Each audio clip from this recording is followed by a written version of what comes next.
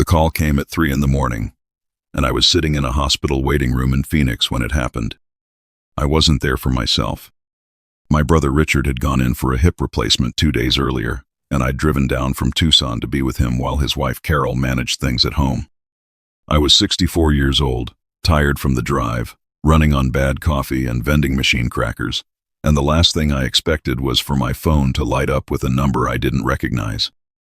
Mr. Calloway? This is Helen Marsh from Ridgeline Home Security. We're showing an alert at your property on Sycamore Drive. Your front door sensor was triggered at 2:57 a.m. I set down my coffee cup very slowly. Is there a vehicle in the driveway? I asked. A pause. Yes, sir. One vehicle. A gray SUV. The camera shows 2 individuals entering through the front door. I leaned back in my chair and closed my eyes for just a moment. 2 individuals. A gray SUV. I knew exactly who those 2 people were, and I knew exactly why they were inside my house at 3 in the morning while they thought I was 2 hours away. Thank you, Helen, I said. Yeah. Please make sure your system logs everything tonight. Every door, every room, every timestamp. And I'd like you to note in the record that I did not grant access to anyone. Another pause, longer this time. Should I contact the police, sir? Not yet, I said. But keep recording.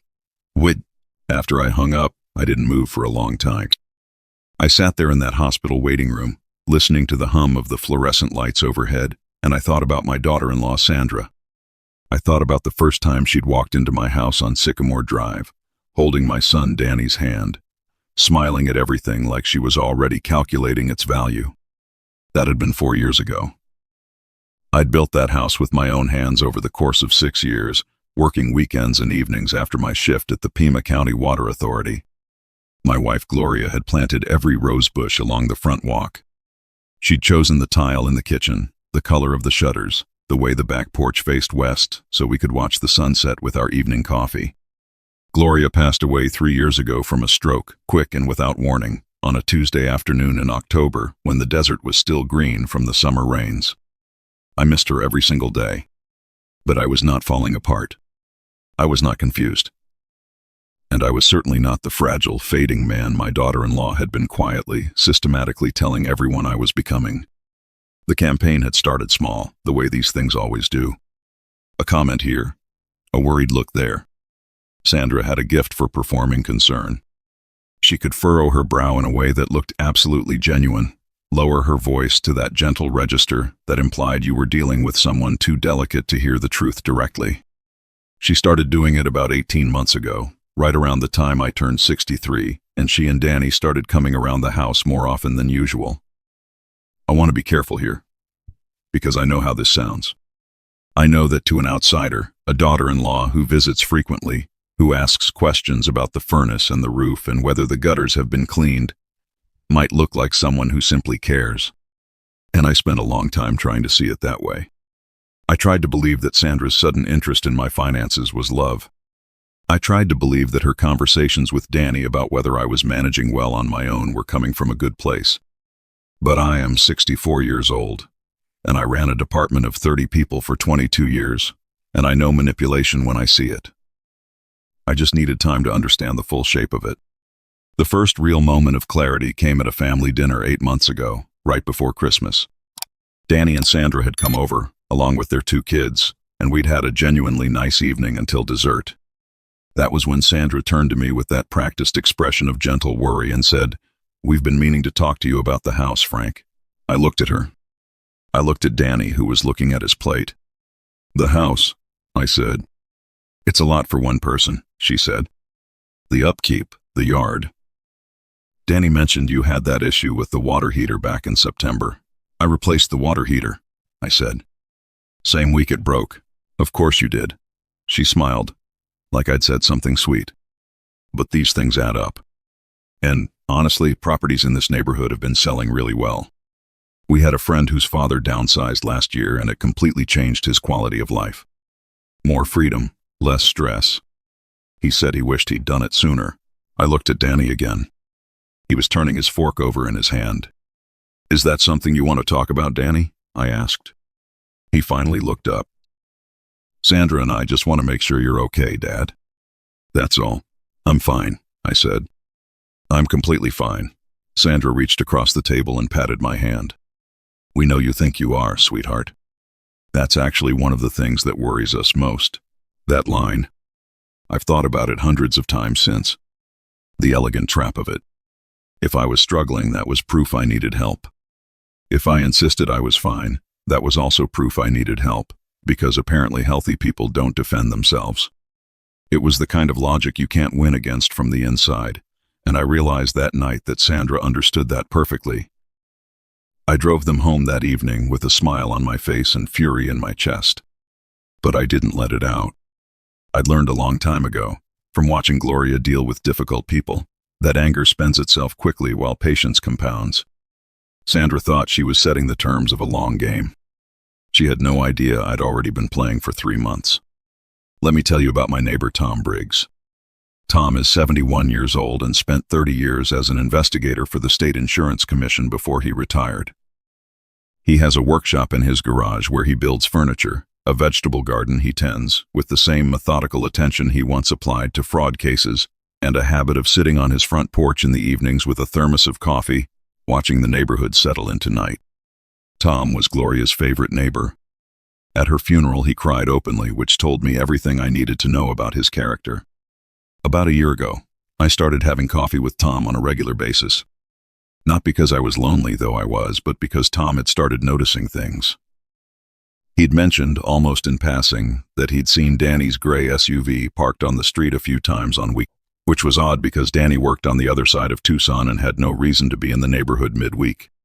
He'd also mentioned that he'd seen Sandra talking to a woman he didn't recognize near my mailbox one afternoon, the kind of conversation that ends with the exchange of business cards. I asked Tom if he still had contacts at the county recorder's office. He put down his thermos and looked at me for a long moment.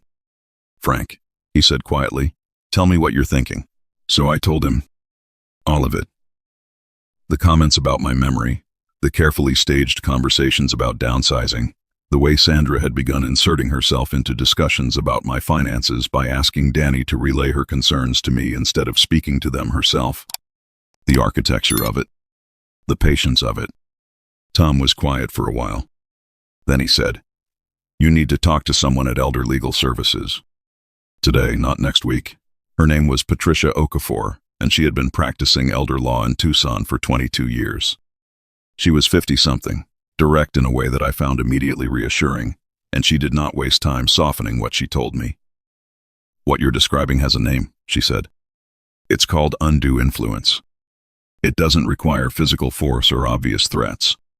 It works through isolation, repeated suggestion, and the slow erosion of the target's confidence in their own judgment.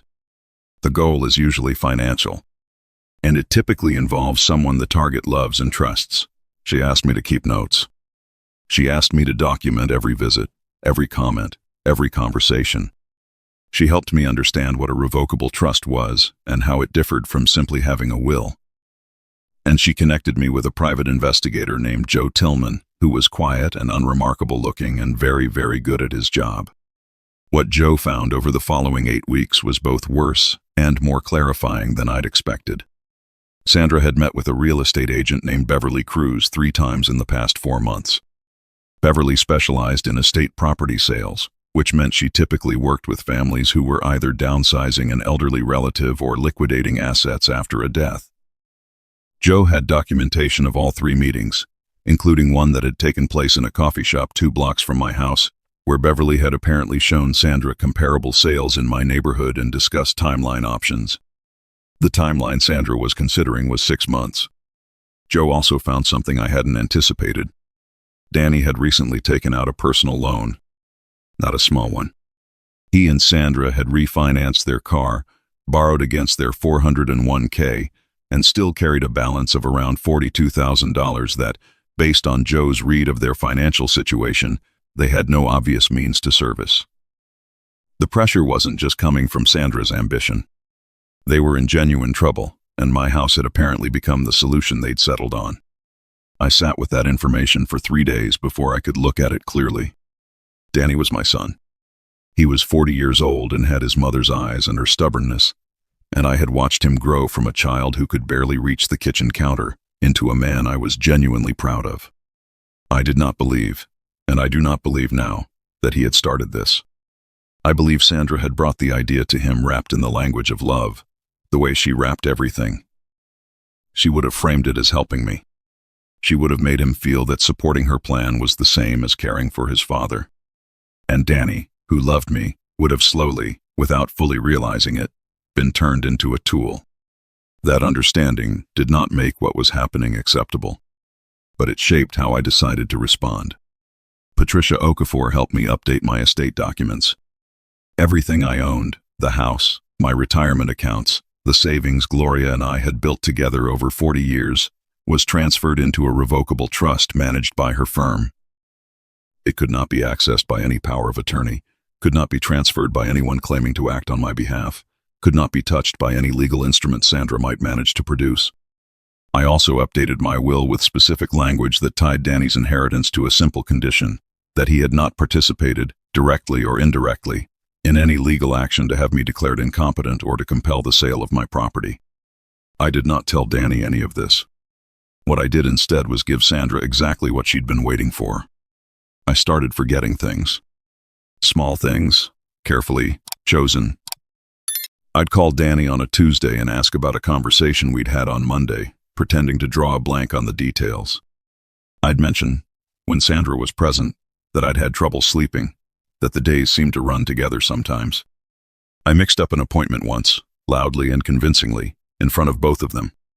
Nothing that would actually affect my life or alarm anyone who knew me well, but enough to make Sandra believe that the window she'd been waiting for was opening.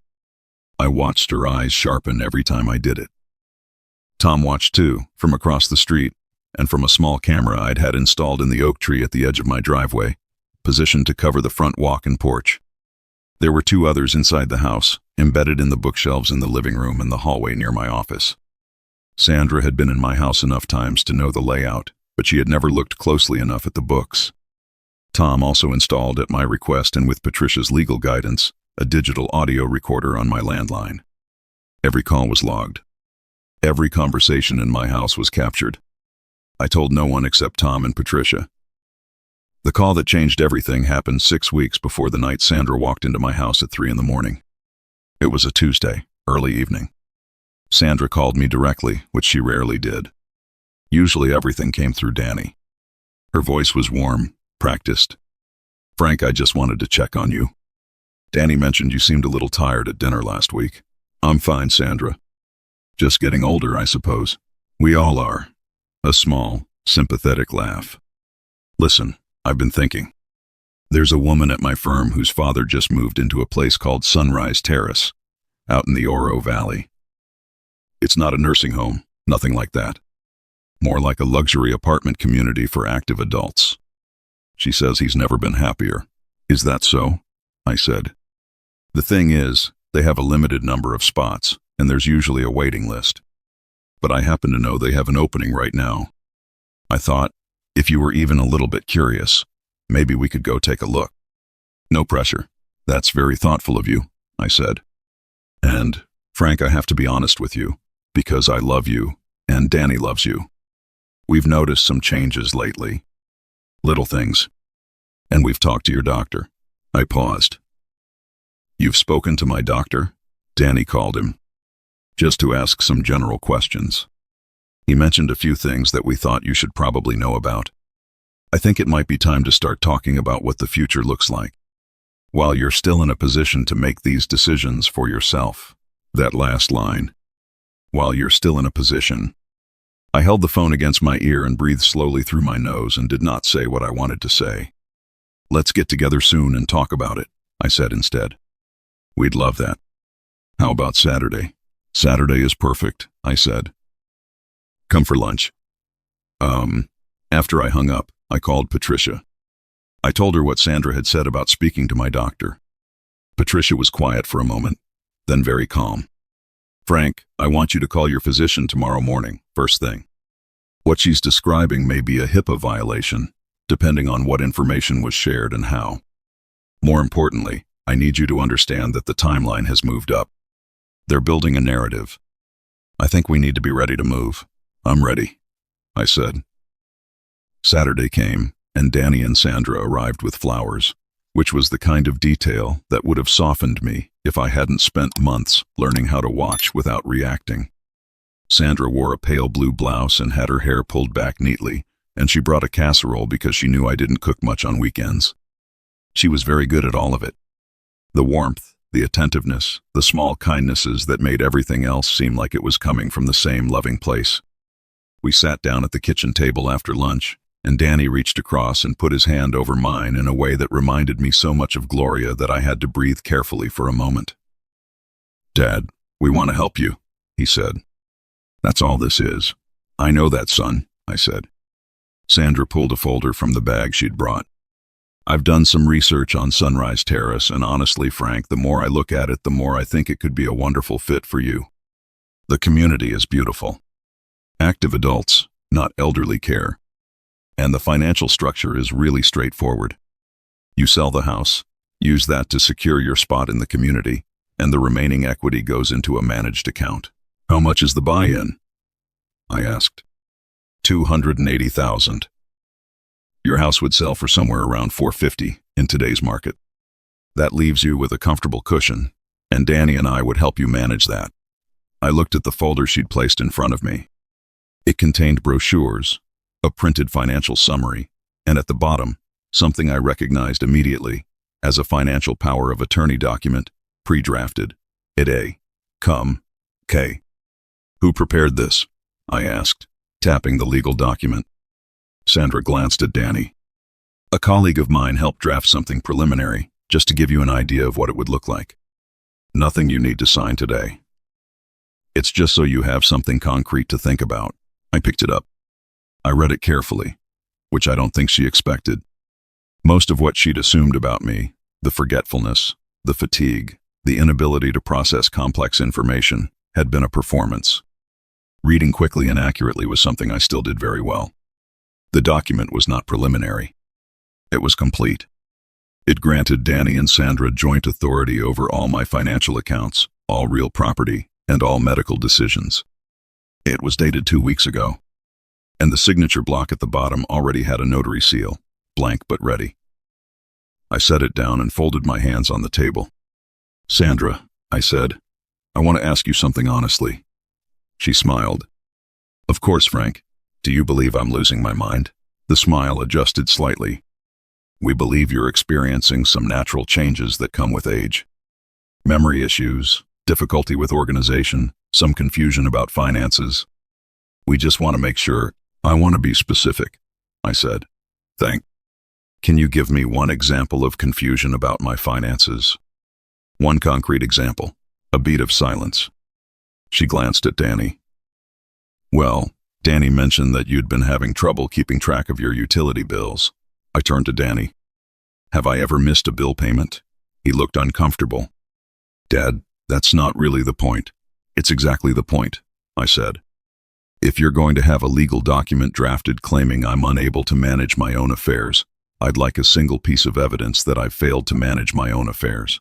Sandra's composure was slipping slightly, the way a very good actor slips when the scene doesn't go the way they rehearsed. "Frank, no one is saying you've failed at anything. We're being proactive. We're trying to get ahead of things. Before I embarrass you by being fully capable for another 15 years, Danny stood up. "Dad, sit down, Danny. Please." He sat. I reached into the pocket of my shirt and set a small digital recorder on the kitchen table. "I've been recording our conversations for 4 months, I said. "Every visit, every phone call, including the one last Tuesday, Sandra, where you told me you'd spoken to my doctor and suggested that I was no longer in a position to make my own decisions." Sandra's face went very still. "I also have documentation of your 3 meetings with Beverly Cruz from Sunbelt Estate Realty. I have records of the personal loan you and Danny took out in February and the refinancing you did in March. And I have a full accounting of my own assets, which, as of 6 weeks ago, are held in an irrevocable trust administered by my attorney." The color had drained out of Danny's face entirely. "Dad," he said, very quietly. "What are you saying?" "I'm saying that your house can't be sold to pay your debts, because it's not your house." It belongs to a trust. No power of attorney, forged or legitimate, can touch it. No declaration of incompetency changes that. There is no lever available to you. Sandra pushed back from the table and stood up. Her voice, when it came out, had lost every trace of warmth. You have no idea what you're talking about. Danny, tell him. Danny did not tell me anything. He was looking at me with an expression I'd never seen on his face before, something between devastation and recognition, like a man who has just understood that he took a very wrong turn a very long time ago. She brought me into this, he said. It wasn't a question. I know, I said. I thought I was helping you. I know that too. Sandra picked up her bag. This is completely inappropriate. You've been spying on your own family, recording private conversations. You've clearly become paranoid. Danny, we should leave. Danny did not move. I want to hear what my father has to say, he said. So, I told him. All of it. The meetings with Beverly Cruz. The loan. The pre-drafted documents. The timeline Sandra had been working toward for over a year. I told him about Patricia Okafor and Tom Briggs and Joe Tillman, and I told him that everything I'd done, every note I'd kept, every recording I'd made, had been done because I loved him and didn't want to believe he knew what he was actually participating in. Sandra left before I finished. She walked out the front door without saying another word, and I heard her car start in the driveway and pull out onto Sycamore, and then it was just Danny and me at the kitchen table where his mother had made breakfast 1,000 times. He didn't say anything for a long while. Then he said, Dad, I'm sorry. I know you are. I should have seen it. She's very good at what she does, I said. And you loved her. And you were scared about the money. That's not an excuse, but it's a reason. He looked at the folder she'd left behind. The brochures, the financial summary, the power of attorney document with its waiting signature line. What happens now? That depends on you, I said. Patricia Okafor has already filed a complaint with the state bar regarding the attorney who drafted that document. There will likely be an investigation. Sandra will need a lawyer. You may need one too, depending on how much she documented your involvement. I would strongly suggest you speak to someone independently, not through her connections. And us? His voice was very small. What happens to us? I thought about Gloria. I thought about the years of watching Danny grow up in this house, the years of teaching him how to change a tire and read a map and sit with grief without running from it. I thought about the fact that love, real love, does not dissolve because it's been tested. It bends. It bruises. But if the foundation was real, it can hold. We're going to be okay, I said. But it's going to take time. He nodded. He reached across and squeezed my hand once, the same way he had at his mother's funeral, holding on tight enough that it hurt a little, and I held on back. That was 4 months ago now. I'm sitting on my back porch as I write this, watching the October light turn the saguaros gold. The roses Gloria planted along the fence are coming into their second bloom of the year, which they do sometimes in the fall when the heat breaks early. The house is quiet in the way I've learned to love rather than fear. The way a place feels when it's genuinely yours, when every room holds a decision you made freely. The investigation into Sandra's attorney is ongoing. Sandra and Danny separated 3 weeks after that afternoon in my kitchen. I don't know the details and I haven't asked. I know Danny is staying in a rental near his office, that he's been attending counseling, and that he has called me every Sunday since without fail. We talk about small things, mostly. The Diamondbacks. A book I've been reading. A project he's taken on at work. We are finding our way back to each other carefully, the way you navigate a trail after a storm, watching where you step. 2 weeks ago, he came over for dinner. First time back at the house since everything happened. I made his mother's green chili recipe, the one that takes most of an afternoon and fills the whole house with the smell of roasting peppers, and we sat at the kitchen table until it was dark outside and then sat some more because neither of us wanted to leave. Before he went home, he stood in the hallway looking at the photographs on the wall, the ones Gloria had arranged over the years. He stood there for a long time, not saying anything, and then he said, I miss her too, Dad. I know you do, I said. He hugged me on the way out, the kind of hug that means more than words, and I stood in the doorway watching his taillights disappear down Sycamore Drive, And then I went back inside and washed the dishes and felt something I hadn't felt in a long time. Not the temporary relief of a plan executed successfully. Not the hollow satisfaction of having been right. Something quieter and more durable than either of those things. Tom came over the next morning with coffee and his usual lack of ceremony and said, "You look different." "Different how?" I asked. He thought about it. "Like yourself," he said. That seemed right to me. That seemed exactly right. I am 64 years old. I live alone in a house I built with my hands in a neighborhood I know by heart, and I tend the roses my wife planted, and I drink my coffee black, and I make my own decisions about what I eat and where I go and who I trust. I am not confused. I am not declining. I am not anyone's burden, and I am not anyone's retirement plan. And the house on Sycamore Drive is exactly where I intend to stay. Protecting yourself from manipulation isn't about becoming hard, it's about knowing your own worth so clearly that no one else's story about you can replace it. Frank didn't win by being clever. He won by staying rooted in who he was, even when the people he loved tried to convince him otherwise. And in the end, what mattered most wasn't the house he kept, it was the son who came back to the table. A small note for our listeners. This story was created and imagined by AI, crafted to bring you an hour of meaningful entertainment and, hopefully, a quiet reminder that it's never too late to stand your ground with grace.